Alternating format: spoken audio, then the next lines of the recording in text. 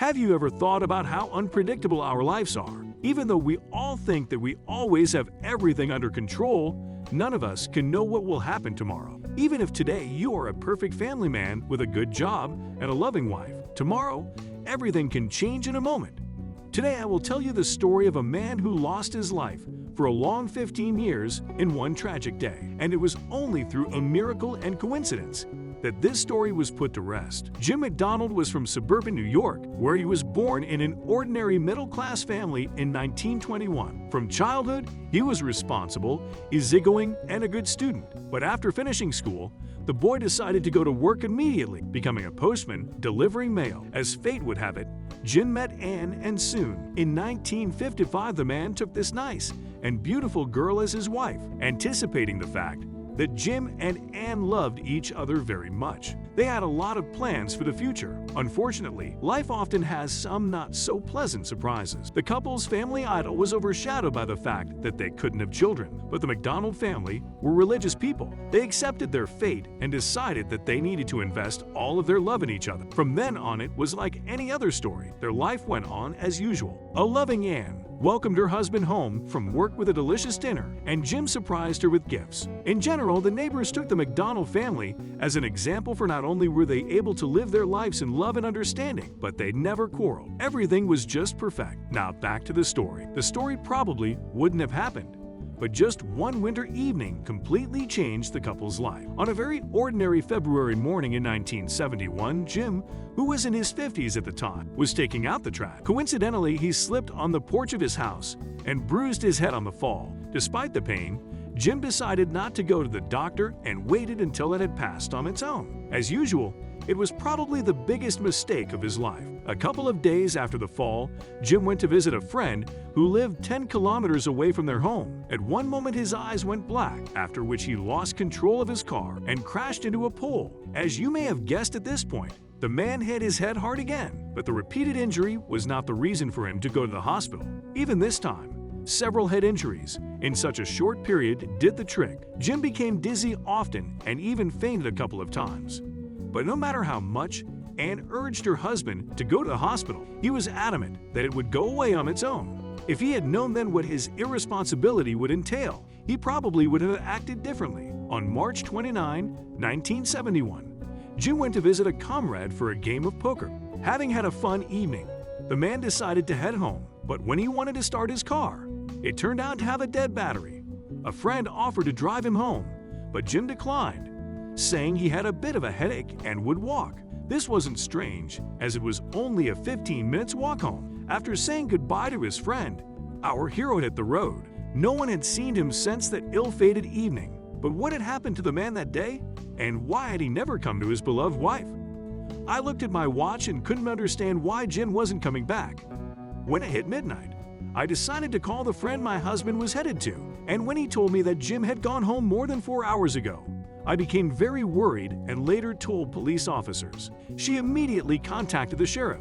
The town where the couple lived was small and everyone knew each other well. The policeman searching for Jim was well aware that the man couldn't have gone absent without official leave, which meant something had happened to him. Volunteers, police officers, and the man's friends began searching the area, calling hospitals and morgues. Posters with a picture of the missing man were put up around the city. A huge amount of work had been carried out, but unfortunately, it did not yield any results. As the days dragged on, a month had passed since Jim's disappearance. Anne kept her hands up trying to find out what had happened to her husband. But so was half a year and then 10. No one but Anne hoped that Jim would ever come back, because so many people disappeared under mysterious circumstances, taking their secrets with them forever. Anne was the only one who never forgot Jim. She loved him so much that she believed to the last minute that he would come back. The woman did not start a new relationship, and Jim's things were still in their place in the house. Even though the police and relatives urged Anne to accept it, she could not. Of course, the woman had aged and changed in so many years, and life was no longer pleasurable for her. There were also evil tongues spreading gossip. Some said that the man had left everything and run off with his mistress. Some were convinced that he was hiding from someone, but most just agreed that he was dead. One could agree with that. But one day, the unbelievable happened on Christmas Day, 1986.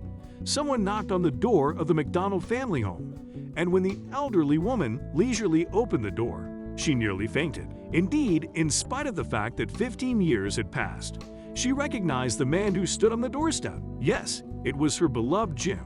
The first thing I remember on that day was unfamiliar houses and streets. My head ached mercilessly, and I didn't feel well. I tried to get up.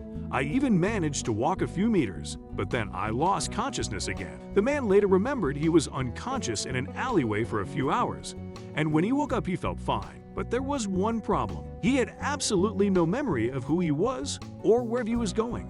He looked up at a billboard and saw a local estate agent, James Peterson. Since Jim couldn't even remember his own name, he decided that he would call himself by his name. The man couldn't remember anything of his past life, and there was nothing left for him to do but wander the streets and ramble along. I didn't go to the police or the hospital because I was afraid I might have done something very bad in my past life. I didn't remember or know anything about myself at all. Jim later recounted the next few months of his new life were quite difficult, but the world is not without good people. A church worker took him in and gave him a job, a place to live, and even helped him get a new national insurance number. The years went by.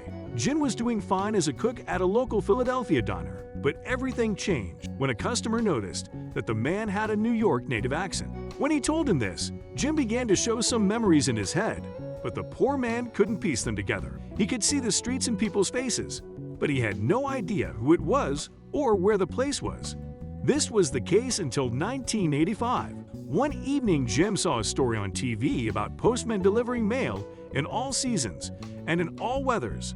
As he watched the show, he had the feeling he knew everything about the profession, but he couldn't understand the most important thing. How? Throughout 1986, Jim had scraps of various memories floating around in his head, but the turning point was December 22nd. On that day, Jim, then James Peterson, began to have severe headaches, after which he lost consciousness.